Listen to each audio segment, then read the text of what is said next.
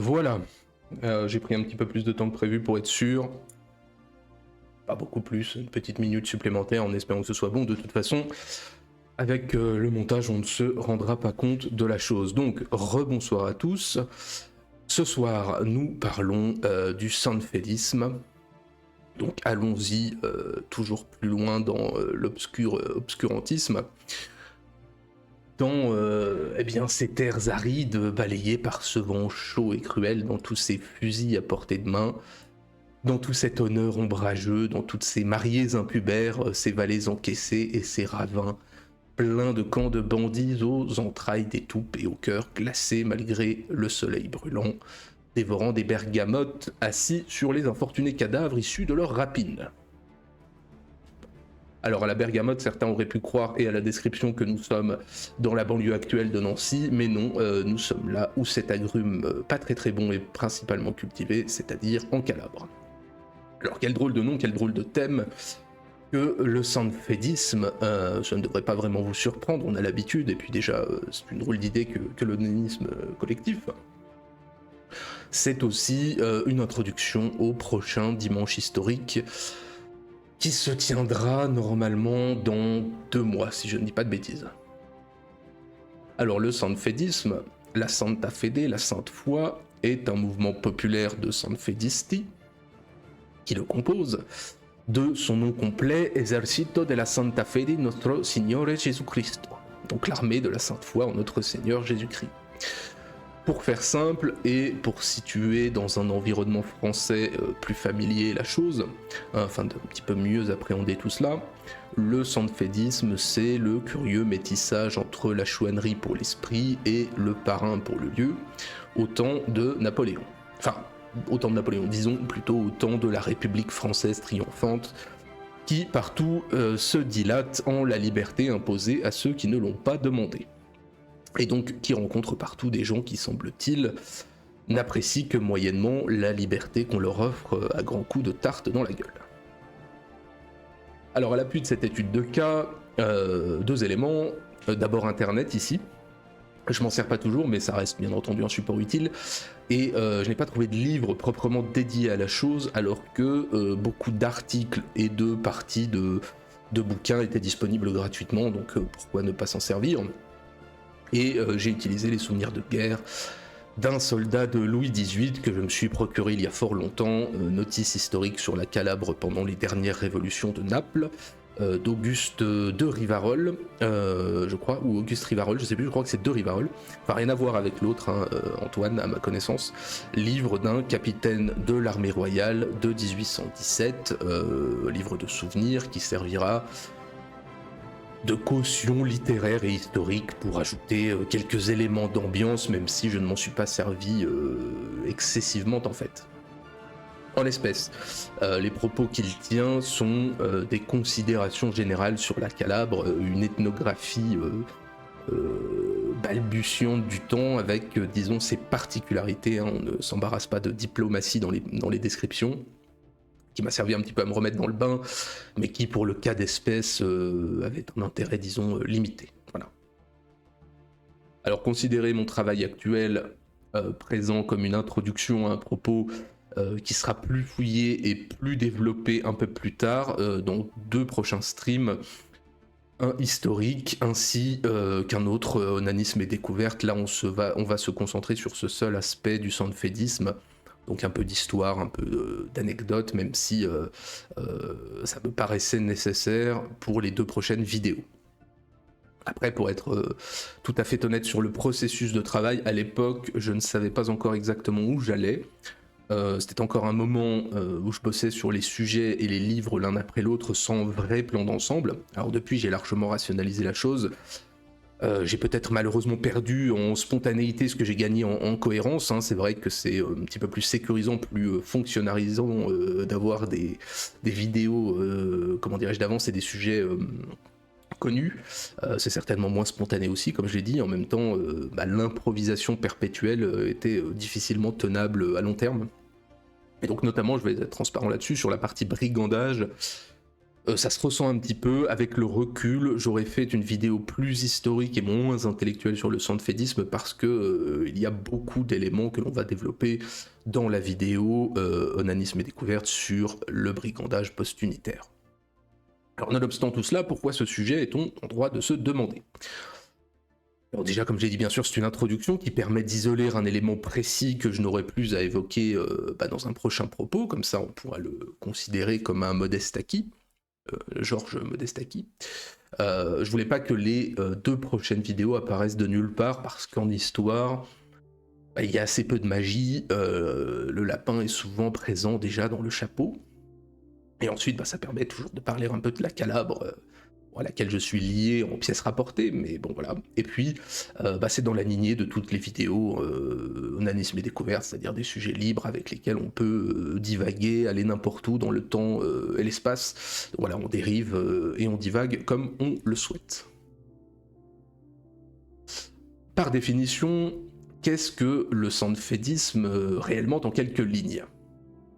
Le sanfédisme, c'est un mouvement populaire dans un lieu et un temps, comme je l'ai dit. Donc par le temps, il se rattache à la mouvance large de la contre-révolution, qui répond très vite à l'immense souffle idéologique venu de France, et sur les braises duquel Napoléon va souffler avec intensité plus tard, avec les mêmes effets sur place d'ailleurs.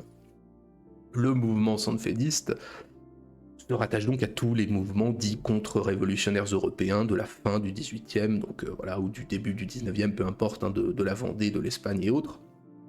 Une Vendée napolitaine, nous dit le capitaine de Rivarol.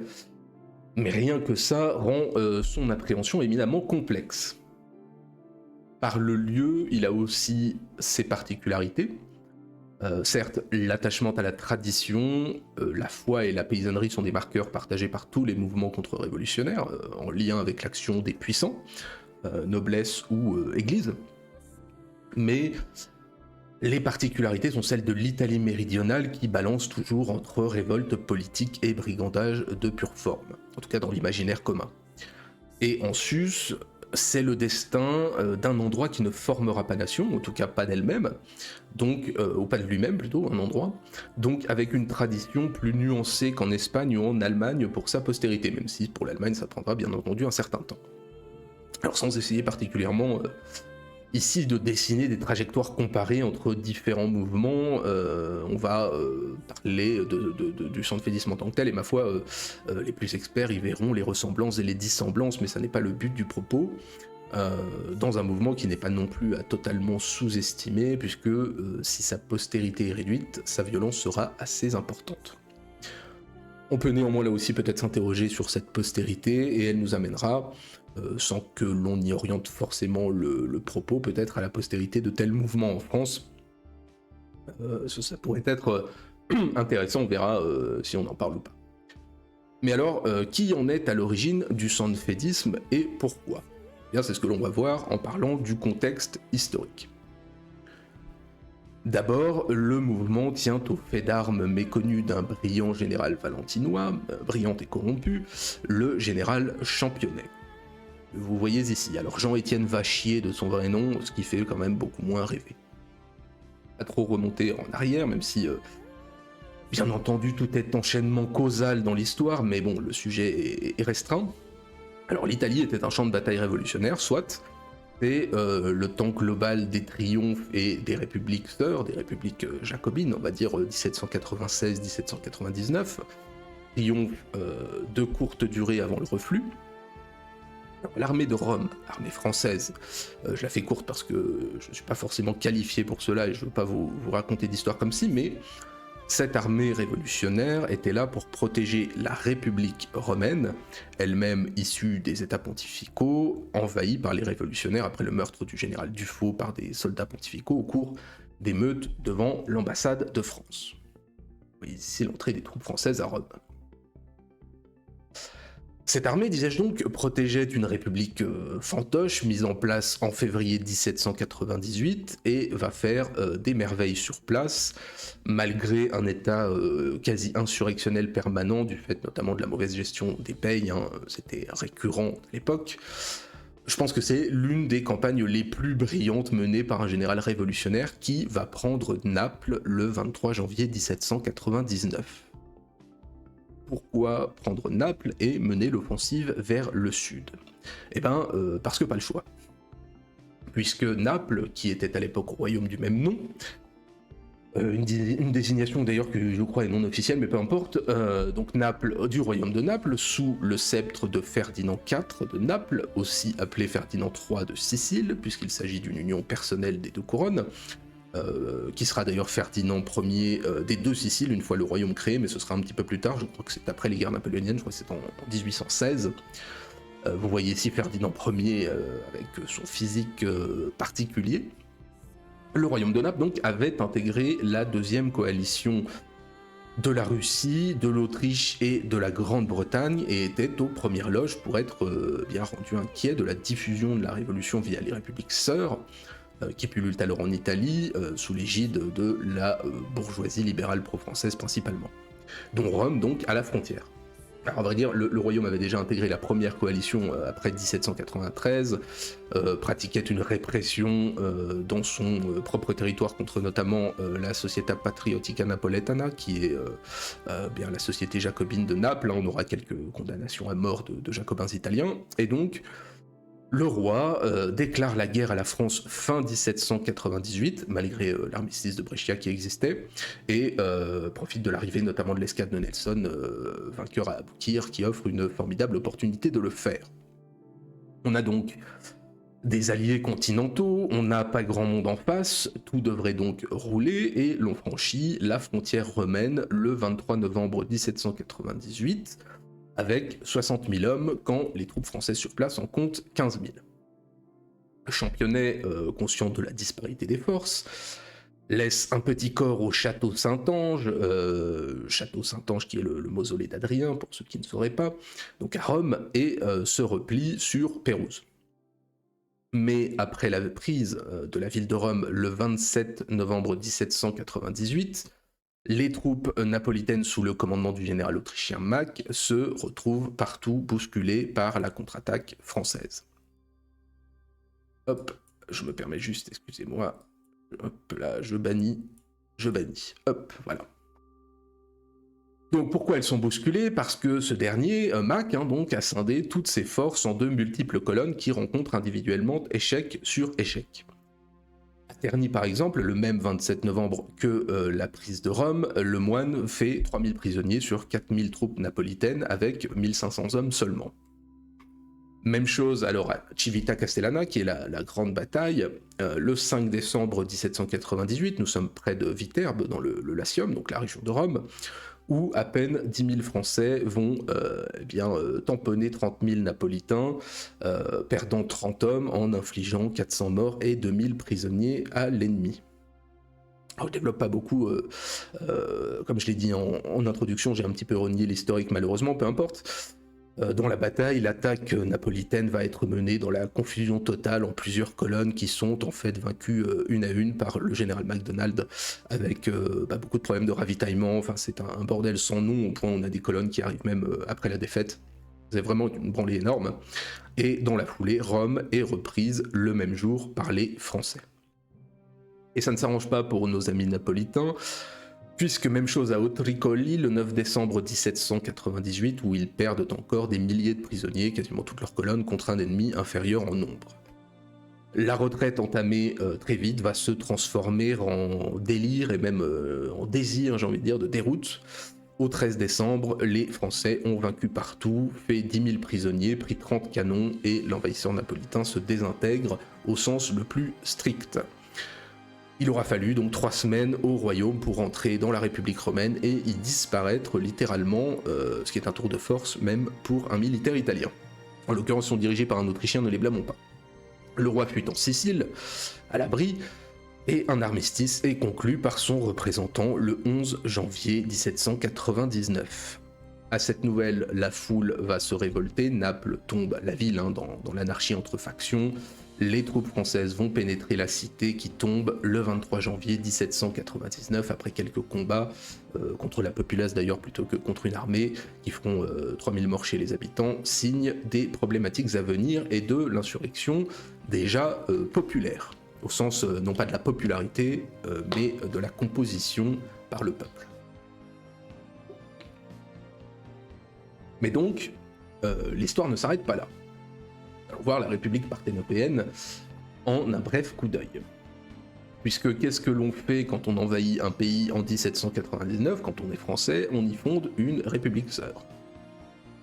Vous avez ici la cité de Naples avec les très beaux drapeaux de la République parthénopéenne et son choix de couleurs, disons, peut-être discutable. Donc Naples, enfin plutôt le royaume de Naples, va donc devenir la République parthénopéenne jusqu'au 24 juin 1799, une autre république sœur en Italie, et la République de Rome, la République cisalpine, la République ligure, toutes les autres que j'oublie, enfin bon bref, avant le retour de Ferdinand IV de Naples, ou Ferdinand III de Sicile, ou Ferdinand Ier des deux Siciles, peu importe. Une brève existence de 5 mois donc, sur laquelle il faut revenir. Une vie très courte, mais aussi de très profonds bouleversements en très peu de temps. Assez de bouleversements pour entraîner d'importantes résistances, mais aussi pour assurer un héritage dans tout le romantisme italien à venir, puisque c'est sur le long terme politique et idéologique que ces idées vont triompher. Dès les premières semaines, les comités républicains se multiplient, et sont envoyés des hommes en Calabre, dans les Pouilles, en Basilicate, tout le royaume, dès le début de février, pour bien planter les arbres de la liberté et signifier la passation de pouvoir. On supprime la féodalité, on met en place des départements, bref, on détruit en un mois ce qui avait été fait en 10 siècles, ce qui avait été fait ou pas fait d'ailleurs, comme en France. Et on se doute bien que, bien ou pas bien, ça n'est pas le sujet, ça va grincer des dents légèrement, puisque les hommes, ces fous, sont toujours rétifs au changement. On met en place un gouvernement divisé en comités qui deviendra l'Assemblée législative. Malgré son caractère libéral, révolutionnaire, elle n'a pas d'assises à part dans la bourgeoisie. Bourgeoisie étant un terme qui peut avoir un sens... comment dirais-je, pas forcément négatif et prévaricateur. Ce ne sont pas que les trafiquants d'assignats et les acheteurs de biens nationaux, c'est aussi la bourgeoisie scientifique, par exemple. Ce ne sont pas que des marchands de tapis qui soutiennent le changement de régime. Mais pour un certain nombre de raisons, le peuple ne l'apprécia jamais. Politique anti-religieuse en plein mezzogiorno, même si pour le capitaine de Rivarol, dans le royaume de Naples, je le cite, il y a plus de superstition, plus de singerie que de véritable foi. Déprédation commise par les troupes françaises, impositions importantes, conscription militaire forcée, ce qui était néanmoins une tradition du royaume de Naples, qui a été saignée depuis le XVIe par les conscriptions massives, notamment au temps espagnol. On envoyait beaucoup de recrues napolitaines se battre au Benelux. Tout ça rendait la République impopulaire dès sa naissance. Alors vous avez ici en photo, en statue, Domenico Cirillo, qui était médecin et enseignante à l'université de Naples, qui était une sommité internationale médicale du temps, médecin du roi et qui sera un futur pendu républicain. Bien que la plupart de ces chefs aient été des gens de grande culture, le caractère profondément doctrinaire de leurs pensées et leur méconnaissance totale du peuple, tout cela va entraîner des décisions provoquant de farouches oppositions. Sans-leur une chose, c'est que la faible durée de vie de la République ne leur permit pas de mener leurs projets à bien. Difficile aussi, il faut leur passer ça en plus de transmettre des idées et des écrits imprégnés d'intellectualisme dans un pays quasi totalement analphabète. Ceci étant, en France, on s'est démerdé avec, peu importe. Et difficile enfin de gérer un peuple, je cite encore l'ethnographe Aviné de Rivarol, un peuple, je cite, à l'esprit de paresse, qui répugne à tout travail pénible et dont l'oisiveté et le sommeil occupent toute l'existence. En tout cas selon de Rivarol, et, je le cite à nouveau, le Napolitain craignit d'avoir besoin d'énergie et s'opposa à une révolution qui demandait plutôt des acteurs que des témoins. Vous voyez l'opinion négative qu'il en a. En plus de ça, malgré la légende noire forgée par le temps du réactionnaire, les révolutionnaires sont loin d'être tout blancs. Les premiers mois de la République sont l'occasion d'importants massacres. Massacres de prédation, massacres aussi de conquête territoriale et d'asservissement politique contre chaque bourg qui ne jure pas allégeance à la République. De nombreux villages sont rasés, des milliers de personnes sont massacrées, même si il est difficile de définir ce qui relève de la mort dans un siège ou une bataille en règle, ou dans un massacre gratuit et motivé par le butin. Il ne faut pas imaginer un pays dévasté non plus, mais très clairement l'occupation française consiste en pillage et massacre dès le début, puisque dès le début commence la résistance. Disons que cette politique forte, ça tient tant que les troupes françaises et leurs supplétifs peuvent maintenir l'ordre par la terreur. En fait, la problématique de la République parthénopéenne est un peu celle de la France, mais sans son assise, on va dire, territoriale et administrative. On ne peut pas nier qu'une large partie des républicains napolitains fut bien intentionnés, éduqués, décidés à changer les choses. Le problème, comme je l'ai dit, c'est qu'ils sont des doctrinaires très éloignés du peuple et des réalités de son sort, de ses croyances et de ses desiderata. Vous ne pouvez pas forcer les gens à aller mieux selon vos conceptions de ce qui est mieux. En outre, la République est un État fantoche qui a très peu de marge, qui ne pourra jamais se mettre en place et qui, on l'a dit, par lui-même ou l'intermédiaire de l'armée française, ajoutera une répression assez impitoyable contre ses opposants. La République parthénopéenne ne survivait que grâce à l'armée française la protégeant, mais lui ponctionnant aussi largement ses recettes. Vous avez ici la Palace de Velletri, prise à Naples un petit peu plus tard après un traité de paix, toujours au Louvre actuellement. D'ailleurs, à ce titre, Championnet, malgré ses victoires, sera très vite relevé de ses fonctions pour corruption et accessoirement pour sa tendance à une répression délirante un petit peu trop visible. Sans parler des nombreuses œuvres d'art, à l'image de cette Palace de Velletri, on a été très content de trouver à Naples. Les spoliations en Italie, pour ceux qui se demandent, à titre d'exemple, c'est plus de 500 tableaux en 15 ans qu'on va faire envoyer en France. On en a rendu que la moitié. Ça a une autre gueule dans nos musées que les masques du Togo. Bref. Donc la République parthénopéenne peinait à mettre en place un échafaudage administratif valable, ne fut jamais accepté par la population et ne bénéficiait pas de l'assise solide d'un pays malgré tout plus assuré comme la France. En fait, elle n'aura jamais l'occasion de mettre en place son pouvoir sur le territoire qu'elle est censée contrôler et faire appliquer les lois qu'elle votait. Son histoire va être toute en hésitation et répression, et dès les premières semaines se met en place une résistance. Ce qui nous amène au cardinal contre-révolutionnaire. Puisqu'en effet, dès la prise de Naples, c'est le petit peuple qui se révolte contre la domination française, et ça va aller très vite et spontanément. Mais donc, dans ces résistances émerge une tête de gondole qui incarnera en partie, voire exclusivement le sanfédisme, et vous le mettez ici à l'image, le cardinal Fabrizio Dionigi Ruffo dei Duchi di Bagnara e Baranello, le cardinal général. Le sanfédisme n'étant d'ailleurs que la partie finalement couvrante et officielle, une dénomination des mouvements spontanés de tous les Lazzari de Naples, des Montanari des Abruzzes, des Contadini de la Terra di Lavoro, de la terre du labour. En fait, les gens des réalités se rejoignent, la monarchie de Naples va se retrouver avec de tous côtés des défenseurs prêts à mourir pour la foi et le roi. Bon, d'abord parlons de l'homme. Né en 1744 en Calabre, à San Lucido, dans la province de Cosenza, fils du duc de Baranello, il appartient collatéralement par les ducs de Bagnara à la grande famille des Ruffo di Calabria. Alors, ça sent presque le guépard, tout ça.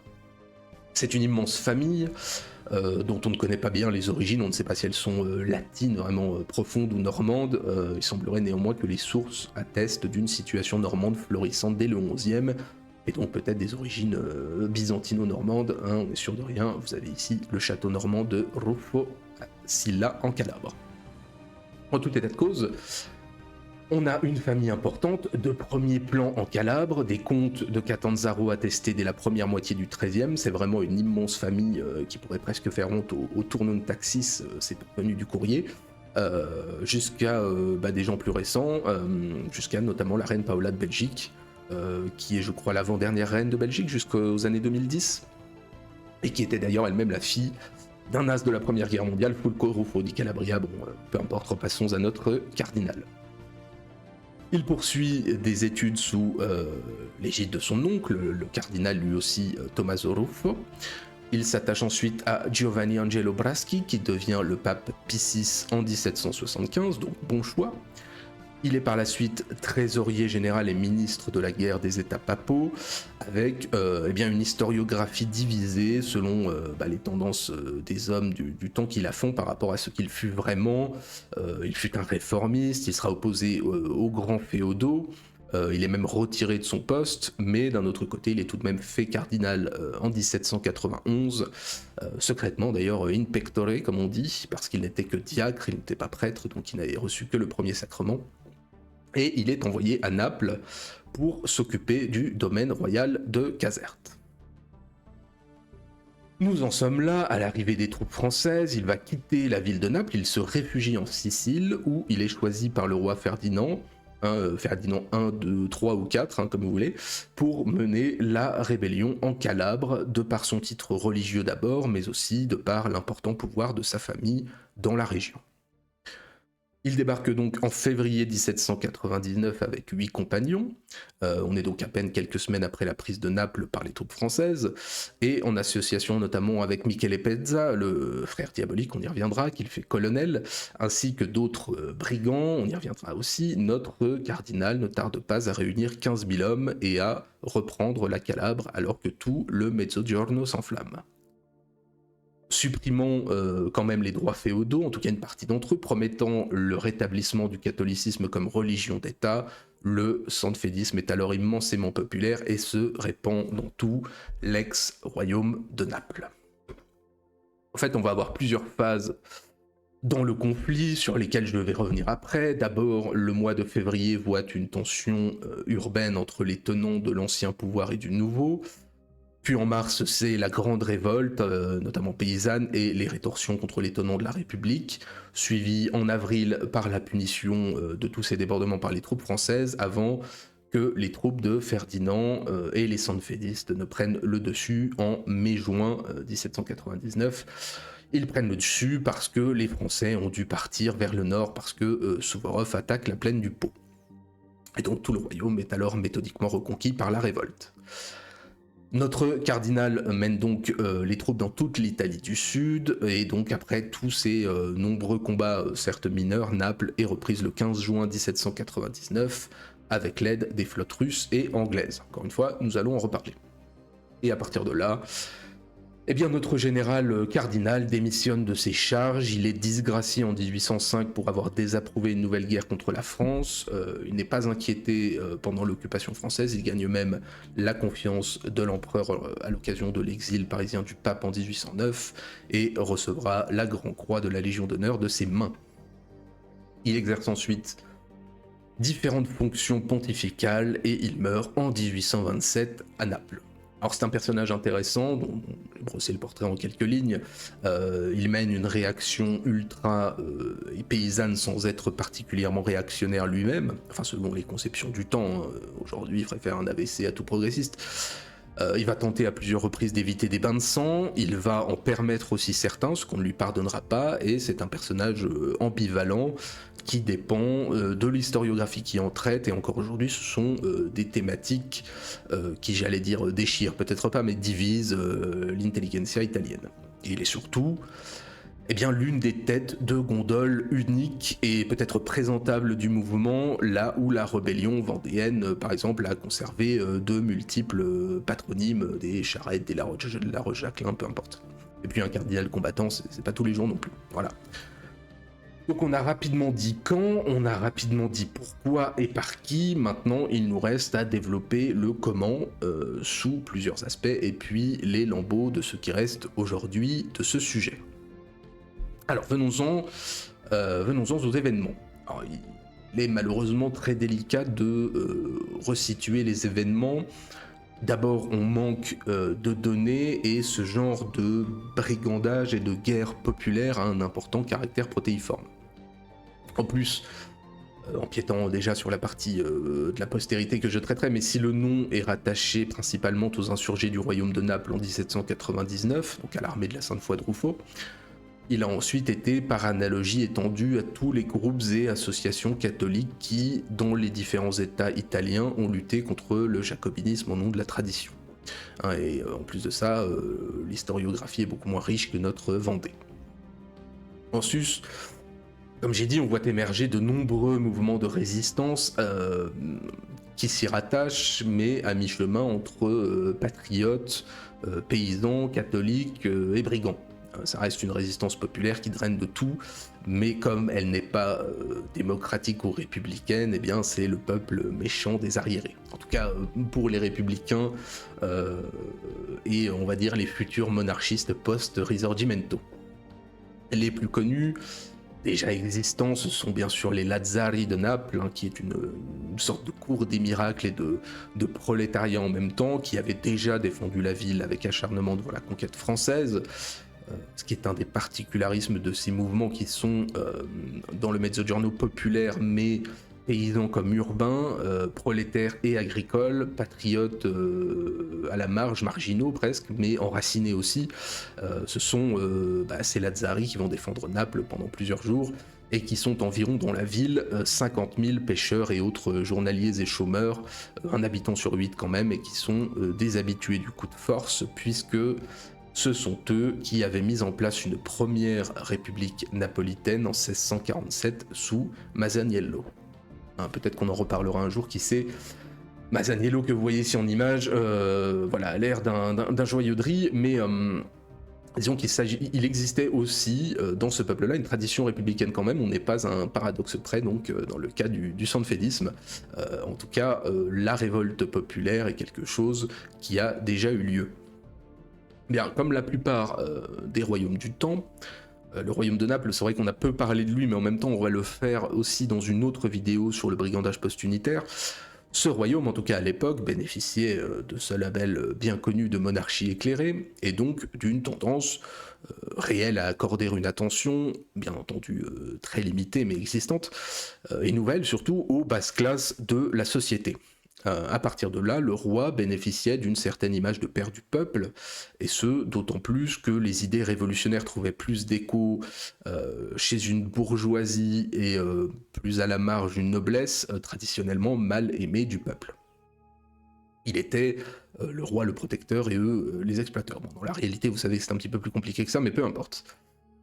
On va pas revenir non plus sur tout ce qui l'explique du point de vue de l'idéologie dite libérale, notamment économiquement, où la classe privilégiée avec la République va avoir l'opportunité de devenir encore plus privilégiée tout en affectant l'égalité. Tout ça est battu, rebattu, débattu en France, en Italie, en Navarre, peu importe. Ça n'est néanmoins pas le cas de tout le monde, je l'ai dit. Ça n'est pas une donnée partout présente en Europe, mais il existait une certaine tradition républicaine dans le Mezzogiorno, puisant ses racines dans cette révolte napolitaine de 1646, celle de Masaniello. C'est le cas par exemple dans les Pouilles à Altamura, on va y revenir. Et tout n'était pas rose du côté royal non plus, notamment avec la conscription mise en place pour faire la guerre contre la France. Ce sont 60 000 recrues à peine formées qu'on va envoyer se faire ratiboiser par les Français, ce qui sera une décision contestée avec vigueur par la populace et la bourgeoisie du royaume. Alors, je fais juste une petite pause pour boire un tout petit coup.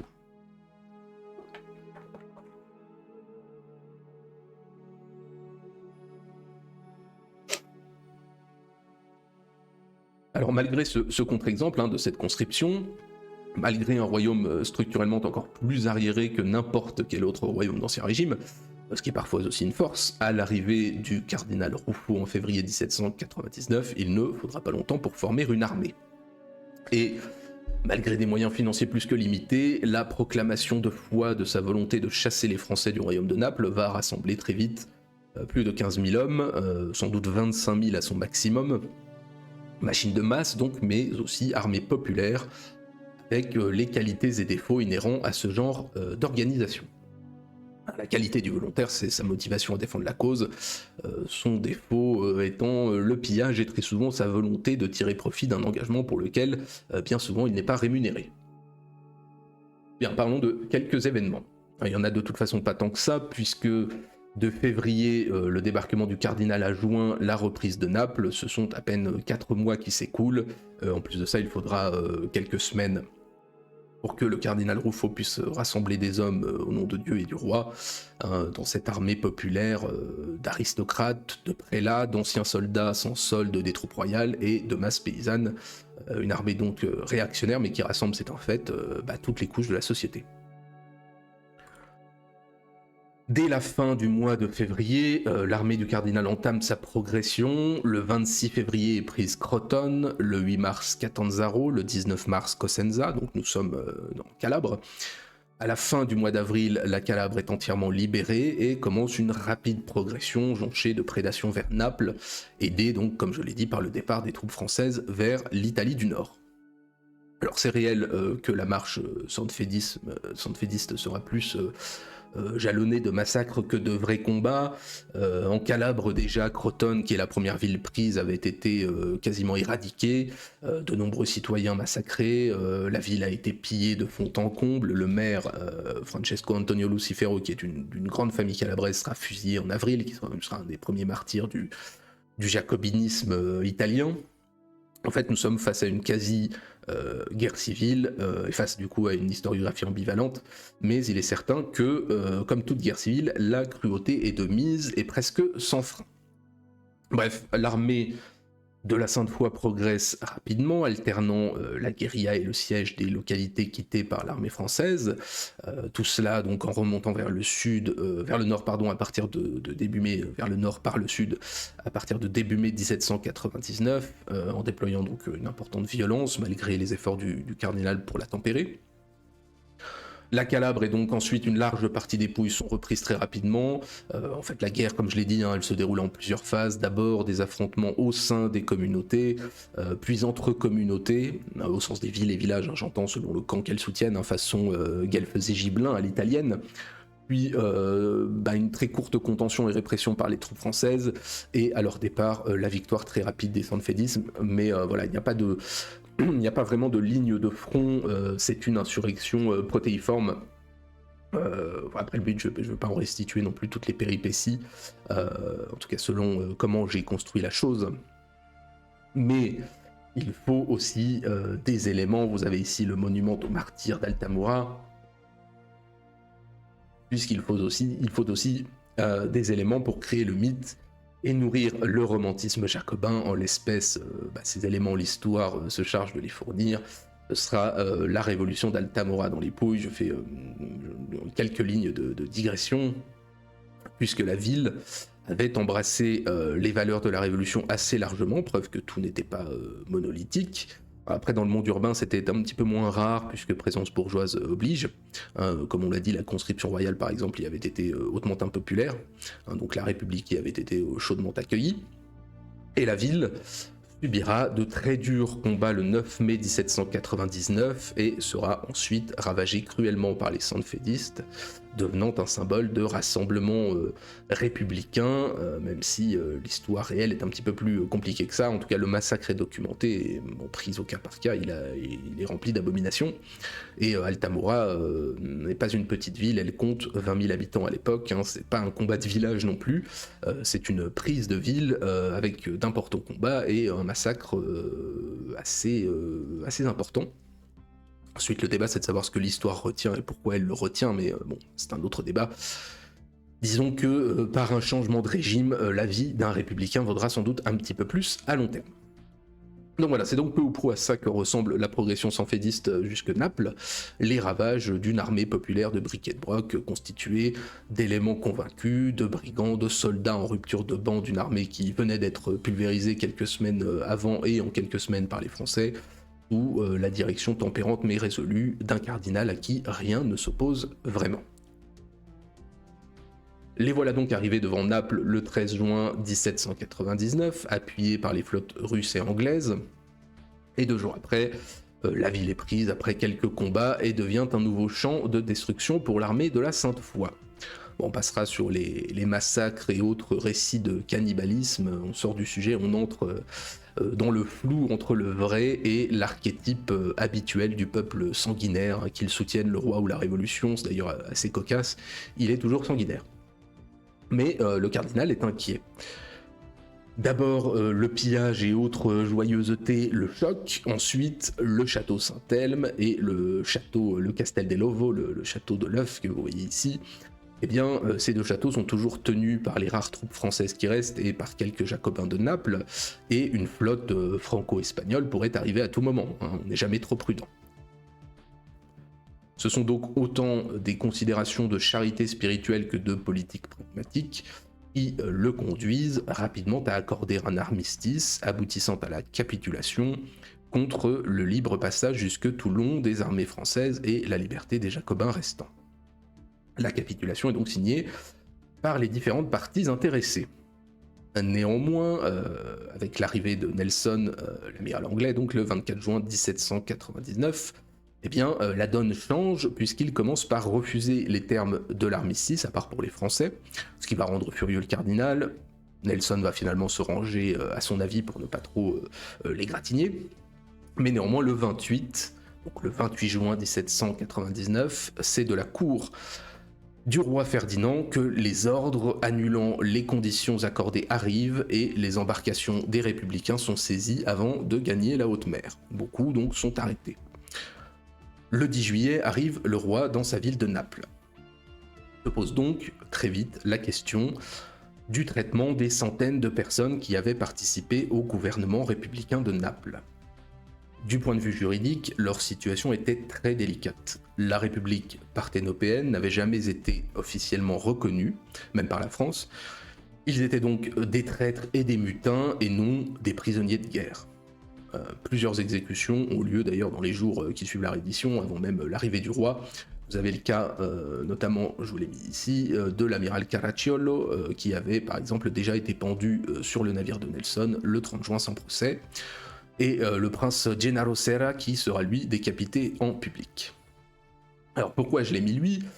Parce que, eh bien, je veux dire, pour donner une idée, Caracciolo, que vous voyez là, qui a un air de Corto Maltese, ou plutôt le contraire d'ailleurs, peu importe pourquoi, il s'était engagé du côté de la République, alors probablement par ressentiment personnel contre le régime, et il vient, malgré son air de fréquenteur de Barlouche d'estuaire, eh bien, il vient encore plus que Ruffo d'une des principales maisons nobles d'Italie.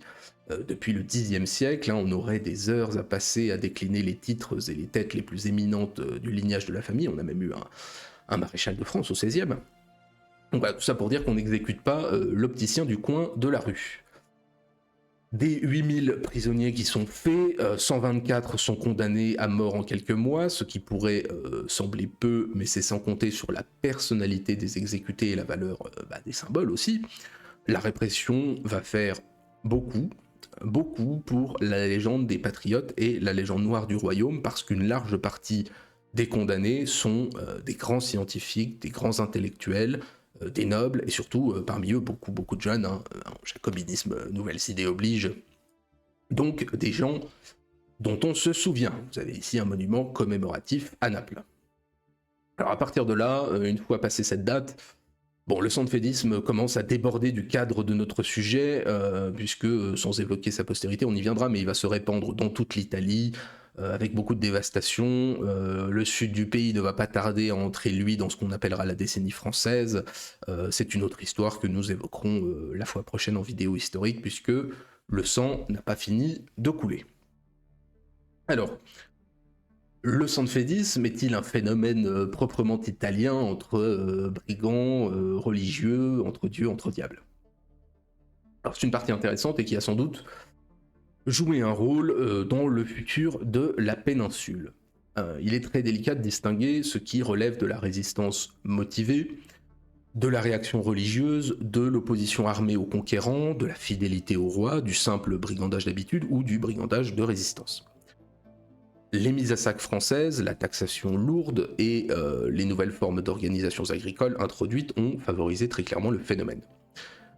De même, c'est sans doute dans l'Italie, plutôt pour le coup sous la botte française, qu'est né Eh bien, la forme endémique du brigandage qu'on connaîtra par la suite, alors toujours entre patriotisme et criminalité organisée, parce que dans cette période française, la révolte et la répression vont y avoir une forme de paroxysme.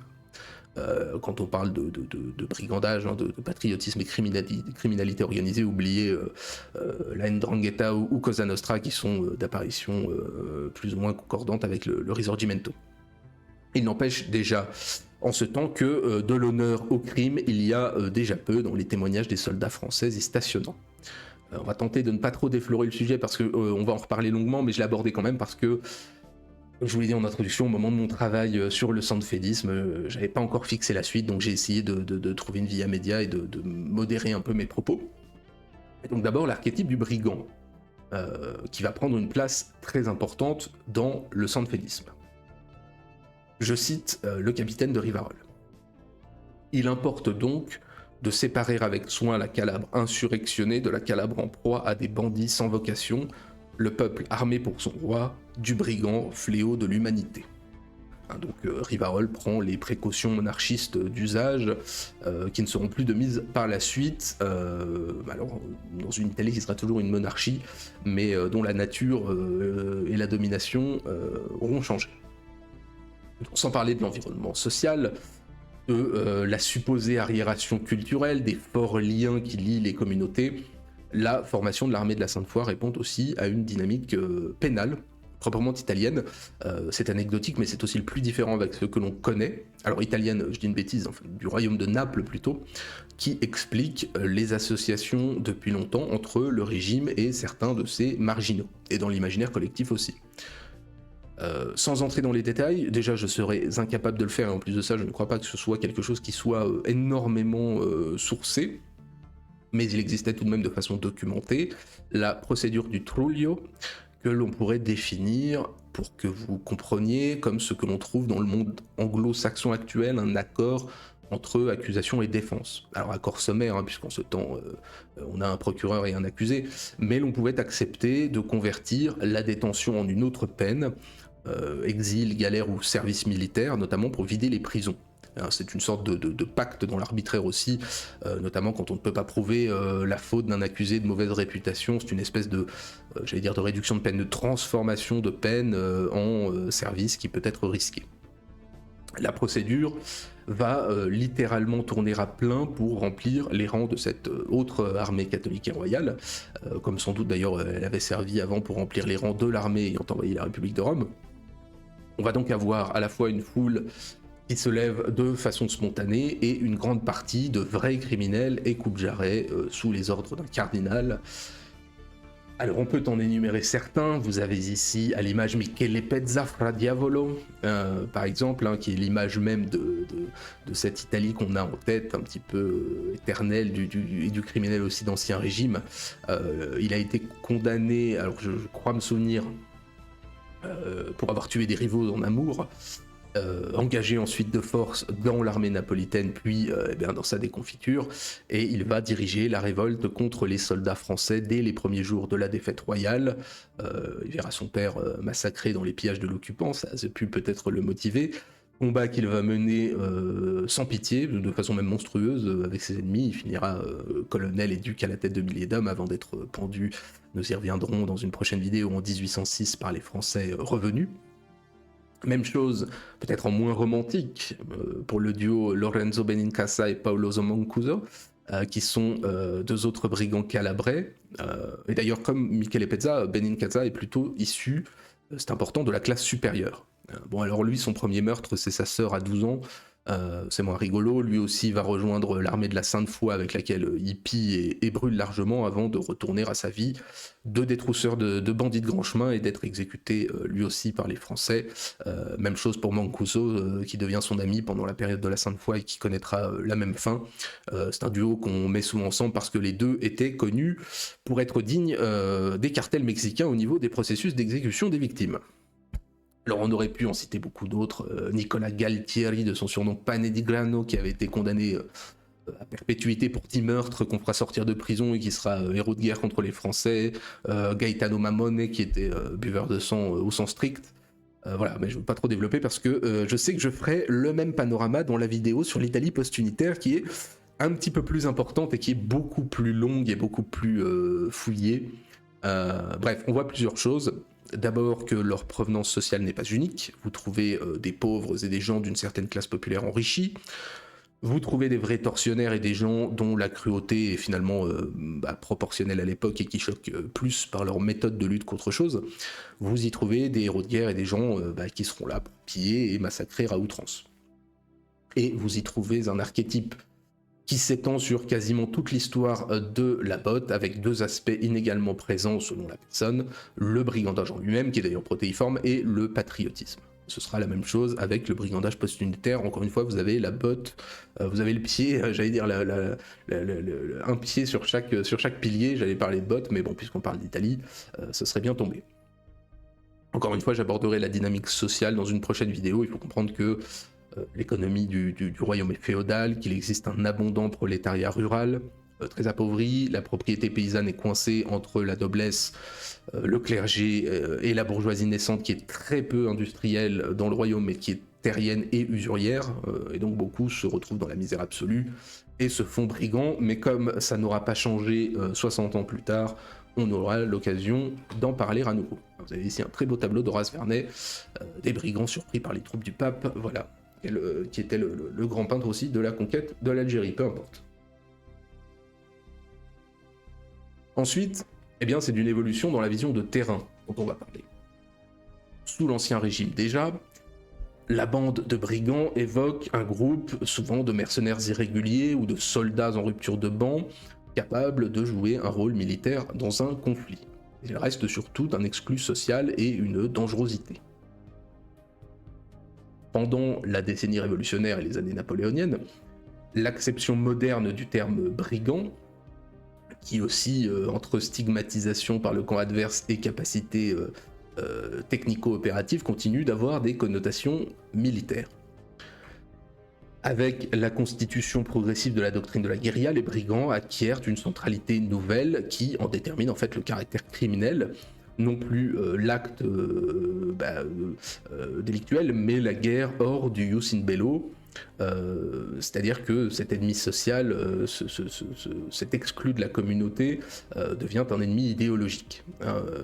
Après les épisodes de la guerre de Vendée, puis avec la guérilla anti-bonapartiste en Espagne, avec la révolte calabraise aussi plus tôt, eh bien, le thème acquiert une grande importance. Et c'est une représentation de Fra Diavolo qui ne ressemblait pas du tout à ça. La catégorie de brigand va fournir un instrument ambigu mais utile pour décrire l'altérité irréductible de l'ennemi, assimilé en tant que combattant à l'image en fait d'un simple délinquant.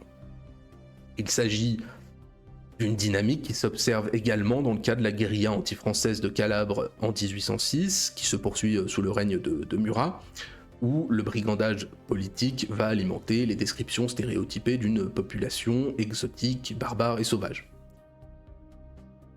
Dans cette optique, même le sanfédisme des brigands, bien que réactionnaire, eh bien, peut être pris comme une guerre d'indépendance révolutionnaire, d'où la seconde partie que l'on va évoquer juste après. Ça dépend bien de l'idée du motif des crimes que l'on commet et du camp auquel on appartient.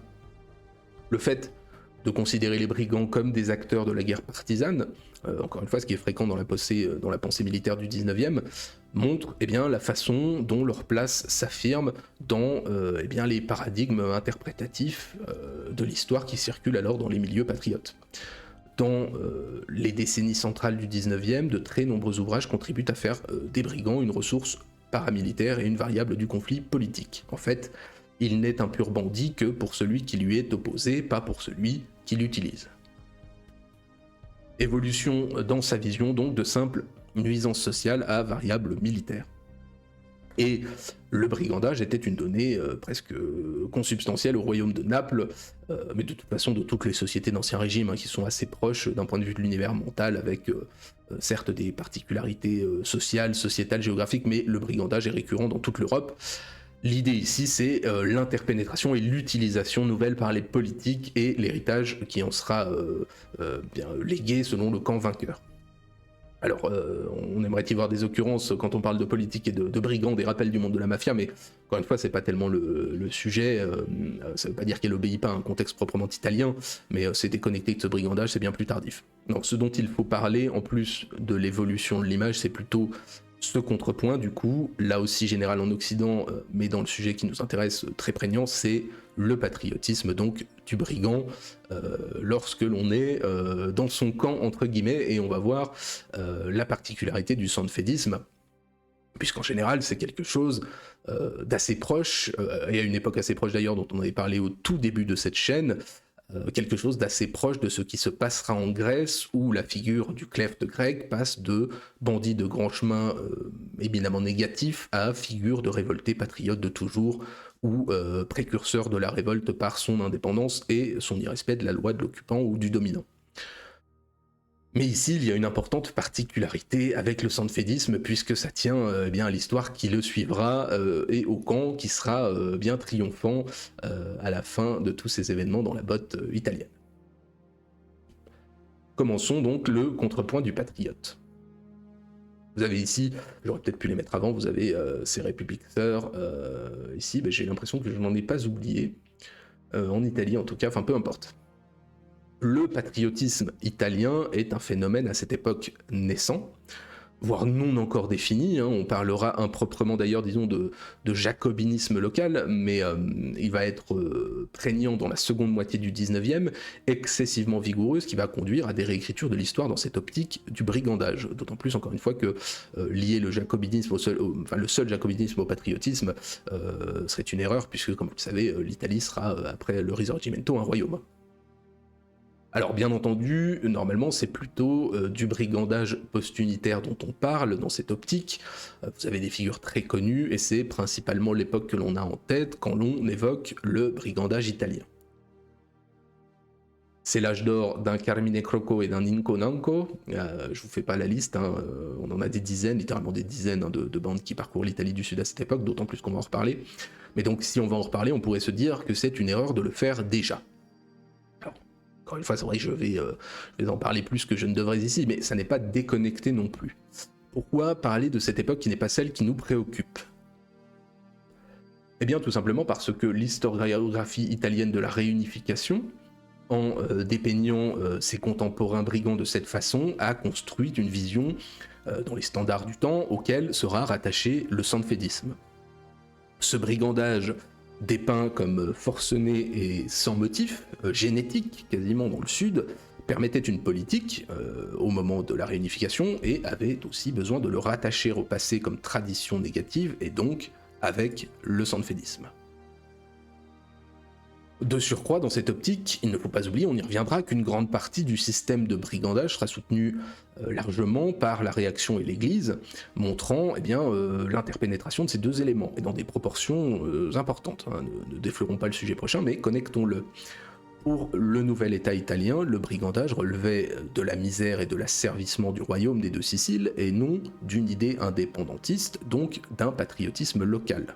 Parce qu'il lui était opposé, hein, tout simplement. Mais curieusement, ça n'est pas le cas du sanfédisme, pourtant, en tout cas pas directement.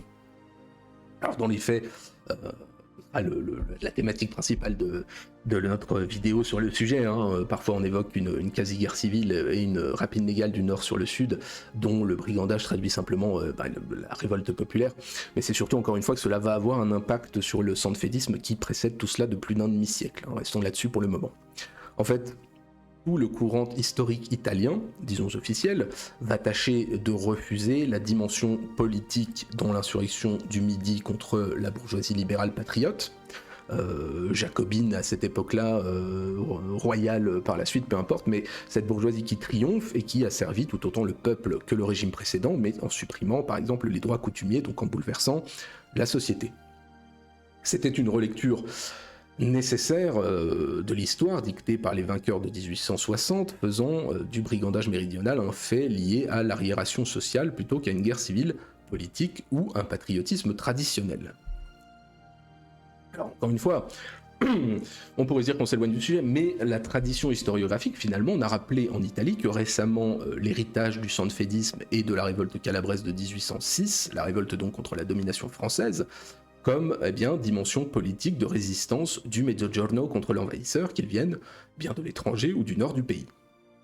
Cette dimension, elle avait été largement exclue par la dynamique précédente parce que les motivations, on va dire, des brigands post-unitaires étaient de rétablir une dynastie ancienne, et qu'il existait dans le royaume napolitain un combat de liberté contre l'oppression qui ne correspondait plus au goût du jour et à la définition de ces mots, ou du mot oppression, selon qui l'employait à l'heure de la réunification.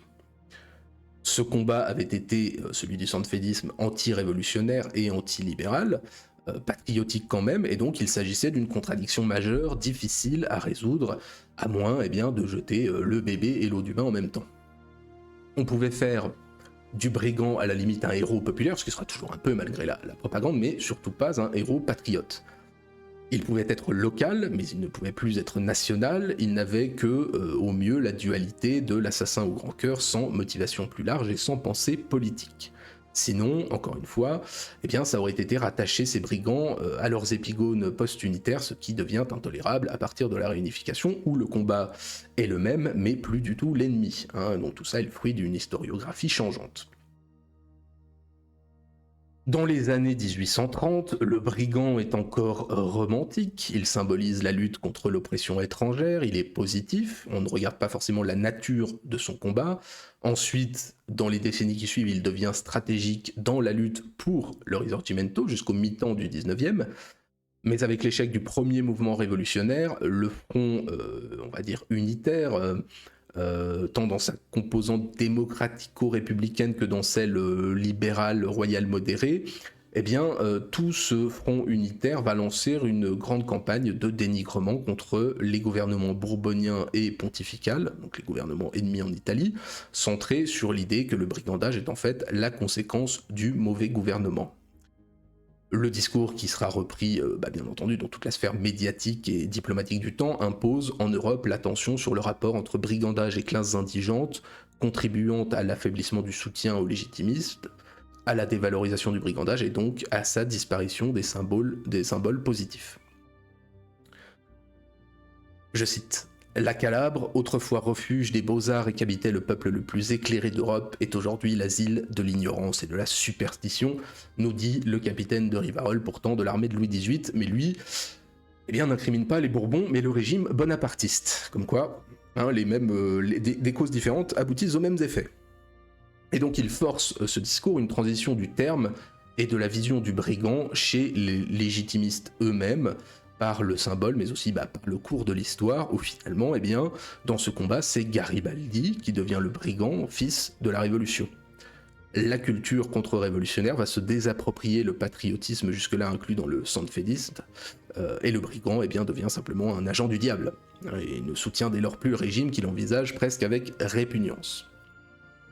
C'est aussi l'affrontement de deux visions, la vision presque révolutionnaire de l'unité italienne et celle plus libérale qui triomphe, et le brigand, en tout cas dans ses méthodes et dans sa personne, redevient basiquement ce qu'il était, un hors-la-loi, voire un agent du légitimisme qui lui-même refuse de le défendre puisque devenu une image de sa supposée arriération ou un apanage garibaldien.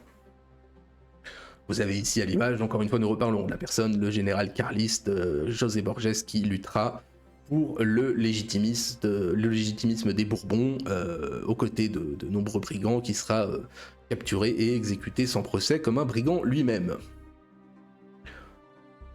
Le discours du Risorgimento ajoute à l'idéalisation romantique du brigand qui est passé de mode une lecture faisant donc de la prolifération de la criminalité le témoin de la dégénération éthique, ethnique et administrative des gouvernements absolutistes. Ce sont les sauvages de l'Europe pour parler à nouveau de notre cher capitaine. Et du coup, le brigand ne garde que la composante première de son identité, auquel le sanfédisme est rattaché, la cruauté, et au mieux un caractère populaire mais complètement dégénéré, et ne retrouve la notion de patriotisme, on va dire du Sud, que dans l'historiographie récente depuis les années 80, d'où la réémergence un petit peu du sanfédisme comme objet d'étude.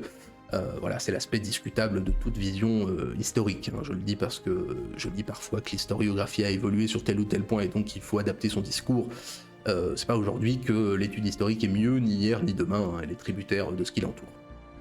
Donc je m'arrête là. C'est un champ de travaux, ce brigandage assez exploré, sur lequel on va en plus largement revenir, hein. Encore une fois, ce brigandage en Italie et surtout son aspect politique. J'ai essayé de resituer très rapidement les deux facettes, l'aspect bifide de la chose et sa transition historique du brigand à l'italienne, voilà, résistant, patriote, jusqu'au hors-la loi pénalement répréhensible, et l'impact que cela va avoir sur le sanfédisme, qui n'est en fait pas le premier concerné en 1860, mais dont eh bien, le jugement va hériter de la situation du jour après la réunification. En tout état de cause, je crois qu'on peut résumer, c'est toujours la faute du peuple, hein, voilà. S'il est révolutionnaire, il est barbare et envieux, s'il est contre-révolutionnaire, il est barbare et réactionnaire, et dans tous les cas, il est sanguinaire, voilà. Alors, venons-en au symbole et à la postérité, notre dernière partie qui sera assez courte. Il y a plusieurs postérités, celle du sanfédisme, celle des vaincus, celle qui les mélange et surtout celle qui disparaît dans le maelstrom de la décennie française. Commençons par celle des vaincus du jour. Alors il est bien évident, et des gagnants à long terme.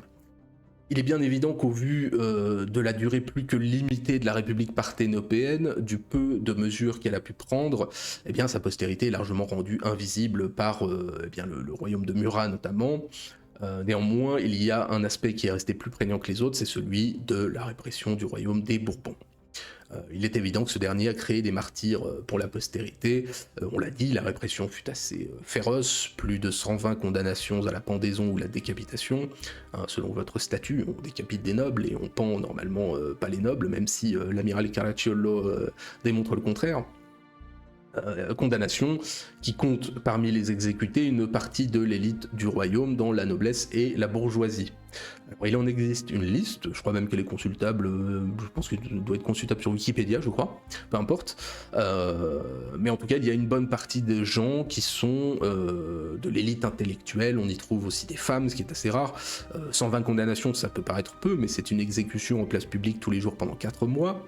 Et Benedetto Croce, qui est le grand historien italien, écrira en 1927, je le cite, « Les massacres et la potence de 1799 offensèrent profondément et irrémédiablement la conscience morale et divisèrent à jamais la nation napolitaine, tournant les hommes de culture et de progrès contre les Bourbons et laissant autour d'eux ceux de l'ignorance et de la réaction. » C'est une vision du temps qui vaut ce qu'elle vaut, mais qui dit une partie aussi, effectivement, de comment l'on envisageait la chose. Et je vous ai mis en illustration, vous avez ici Eleonora Pimentel, qui est une poétesse du temps et qui sera, elle aussi, pendue. La répression féroce de la République parthénopéenne et l'extermination des patriotes qui avaient exercé des fonctions en son sein, participé à sa vie intellectuelle, œuvré à sa défense, si elle est aujourd'hui sans aucun doute oublié, a profondément quand même marqué en son temps. Ça a été le cas en Italie, mais ça a été le cas en France, ça a été le cas en Angleterre, où on en parlait. Et bref, comme à chaque fois que l'on crée des martyrs, on ne peut pas s'empêcher de réprimer, mais on crée de fait des symboles. À part en France, où il semblerait qu'il y ait le bon et le mauvais symbole. Les décapitations, oui, les massacres en Vendée, non. Alors pour ce qui est de la République parthénopéenne en elle-même, son héritage est rendu, comme je l'ai dit, insaisissable par sa vie trop courte, elle est noyée dans la vie de toutes les républiques sœurs, et sa postérité finalement est celle du jacobinisme et de tous ceux qui s'appelleront patriotes en général. C'est presque finalement plus une postérité simplement à charge pour les Bourbons qu'autre chose. Voilà, c'est sans importance, ils rejoignent tout ce monde d'anciens régimes révolutionnaires disparus dans les tourmentes du temps. Et en plus, c'était pas forcément notre sujet. Mais alors, que reste-t-il du sanfédisme aujourd'hui ? Ma foi, pas grand-chose non plus, voire peut-être encore moins. Question d'époque. Je pense, à mon avis, demandez à un Calabrais, je vous garantis à 97% que le sanfédisme et le cardinal Ruffo ne lui disent strictement rien dans une Italie devenue, depuis la fin de la Seconde Guerre mondiale, républicaine. Ce qui interroge par extension sur la mémoire des lieux et des hommes, puisque bien chaque nationalisme ou chaque régionalisme a ses forces et ses faiblesses. Il y a des lieux où l'on cultive un particularisme fort sans pour autant connaître profondément son histoire. Enfin bref, c'est pas très important, ça mériterait des études comparées, on pourrait presque le faire avec, encore une fois, la chouannerie ou les mouvements vendéens en général. Je trouve que c'est beaucoup plus présent en France, malgré une certaine occultation, une certaine euphémisation. Bon, il y a des raisons historiques, c'est évident par rapport à l'histoire des deux pays, mais c'est une altérité intéressante.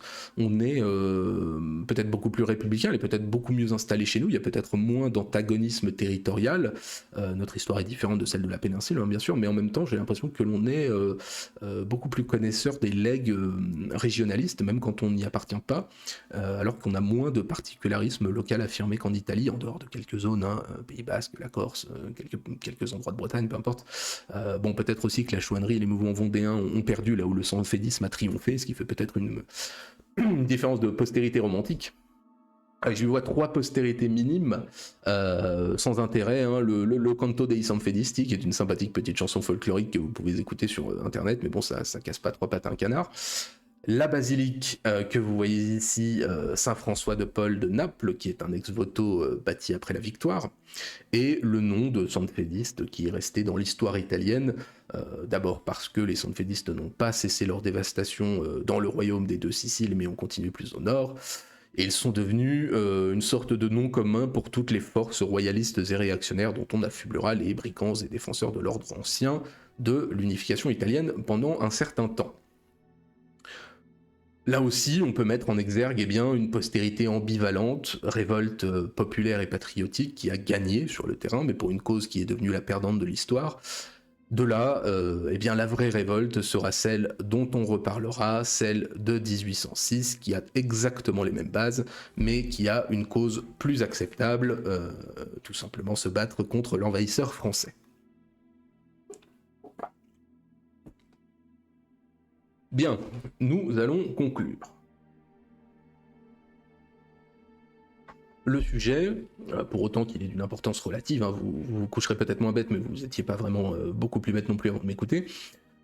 Le sujet n'est pas inintéressant. Bon, aucun sujet n'est inintéressant de toute façon, mais ça fait œuvre de sympathique introduction pour la suite, dirons-nous. Le sujet interroge sur la symbolique contre-révolutionnaire dans une Italie qui sera celle, si ce n'est des révolutions, au moins des bouleversements, de 1789 à, j'allais dire 1870, on pourrait dire 1920, voire 1945. Il interroge aussi sur ce qu'est la contre-révolution et l'aspect polymorphe que va revêtir le patriotisme.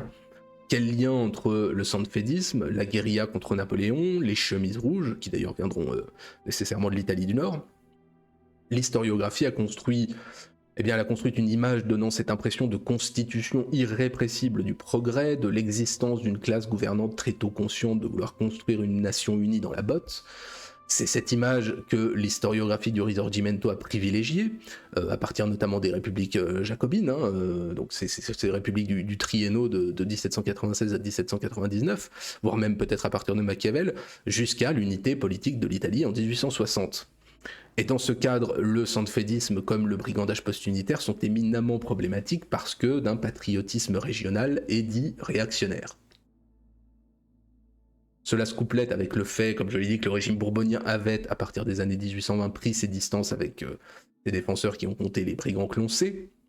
Et une fois l'unification lancée, et au lendemain de 1860, la presse bourbonienne va largement renoncer aux références au sanfédisme, qui pouvaient se retourner contre elle, et va faire plutôt appel à la mémoire des résistances populaires intervenues dans la décennie française. Les motivations de cette préférence sont évidentes, autant par cette mémoire, comme j'ai dit, des brigands, que par celle de la monstrueuse répression contre les jacobins. Tout cela fait que le sanfédisme sentait un petit peu trop le soufre pour servir d'appui aux revendications contre l'assimilation par le néo-royaume italien. Il valait mieux se tourner vers une guerre contre une puissance étrangère, la France, que vers une quasi-guerre civile, avec pour but de reconstituer une tradition de liberté et d'indépendance nationale que la brutale invasion piémontaise venait de fouler aux pieds. Cet escamotage explique le peu de références au sanfédisme, pourtant une heureuse campagne contre les républicains, ou en tout cas contre les jacobins, disons, idée récupérée quelque peu par le royalisme du Nord. Et cela explique qu'il ait eu peu d'écho dans le royaume des deux Siciles, puis chez les Bourbons chassés par Garibaldi. Garibaldi, néo-brigand en plus. Dès lors, il n'y avait aucune chance que la mémoire collective du Mezzogiorno en garde autre chose que des commentaires de poseurs royalistes sur internet nous disant « Vive le roi et le catholicisme ». Voilà. Le sanfédisme n'aura donc pas de postérité idéologique réelle après 1807, et l'idéologie qui va réussir à s'implanter, une sorte d'ailleurs de mixture de réaction et d'absolutisme réformateur à la Napoléon III, l'idéologie qui s'implantera, ce sera plutôt le carbonarisme, hein, qui est d'ailleurs lancé par un Français, hein, par le maçon Pierre-Joseph Briot. Plus intéressant, eh bien c'est toujours en tout cas, c'est toujours plus intéressant de choisir et le côté pile et le côté face si on veut tirer le bon côté de la pièce. Les partisans lutte, révolutionnaires et contre-révolutionnaires sur plus d'un demi-siècle d'histoire dans la botte, avaient eh bien des motivations et des termes en commun. Les deux étaient convaincus de se battre pour la patrie, pour un bien à édifier et à défendre. Les deux devaient maintenir un consensus au sein de la population et éduquer de façon différente. Si on était mauvais esprit, je dirais que l'une visait à la propagande dogmatique, l'autre à l'édification mensongère. Eh bien, dans les deux cas, éduquer les masses et leur garantir un futur de paradis terrestre ou céleste, peu importe. Patriotisme devenait un terme ambigu. On pouvait aussi bien parler des patriotes jacobins de façon péjorative, et l'on pouvait ensuite évoquer la patrie à défendre contre les armées françaises à peine 10 ans plus tard de façon positive. Voilà, donc les mots sont polysémiques, rien de nouveau sous le soleil et la bergamote de Calabre. De la même façon, cela se replace dans l'histoire des idées, mais aussi dans une large histoire rendue invisible par bien le décolonialisme et certaines de ses œillères. La prédation politique, ici du nord vers le sud, et la domination du plus fort, eh bien, elle doit toujours s'accompagner de la légitimation du conquérant et de la délégitimisation du conquis. Politique, sociale, raciale, c'est normal, tout ça n'est qu'un prétexte. Ensuite, vous choisissez d'en faire un fonds de commerce ou d'accepter le sens de l'histoire et assumer d'avoir été conquis ou d'avoir été conquérant, mais voilà, ici c'est pareil. On dit que le Sud qu'on vient d'envahir, eh bien, ce sont les méchants, des arriérés, et absolument pas des patriotes. Néanmoins, on peut l'évacuer, ce mouvement, comme inexistant. Il n'y a pas de rupture en histoire. Le risorgimento intellectuel est né dans le Nord, c'est un fait. Mais eh bien, par le processus historique, on peut se demander s'il n'est pas finalement né réellement dans le Sud, le seul lieu d'Italie où un peuple s'est soulevé contre l'envahisseur.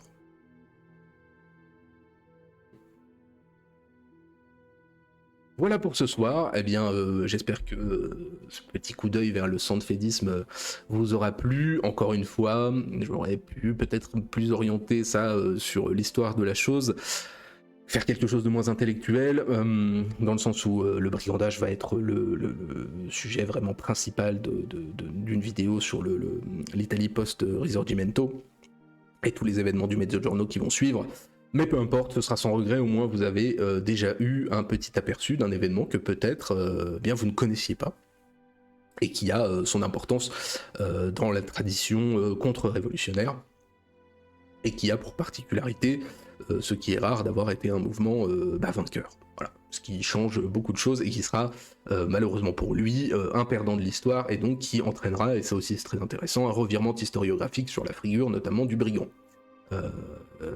C'est tout un sujet qui est très intéressant puisque on ne peut pas le dissocier de ce qui viendra par la suite. Voilà pour ce soir. Mercredi prochain, nous évoquons avec Skyros les collaborateurs français. Nous allons faire une sympathique tier list de ces derniers. Vendredi, session 6 de notre partie multijoueur sur Europa Universalis 4. Et dimanche prochain, nous retournerons dans les tourments révolutionnaires de la Russie et de l'Ukraine, puisque nous parlerons de la carte blanche de Bulgakov. Voilà. Eh bien, je vous souhaite à tous une excellente semaine. Pour ceux qui ne travaillent pas demain, reposez-vous bien. Pour ceux qui travaillent, ma foi, bon courage. Bon début de semaine. Nous nous retrouvons mercredi. À bientôt.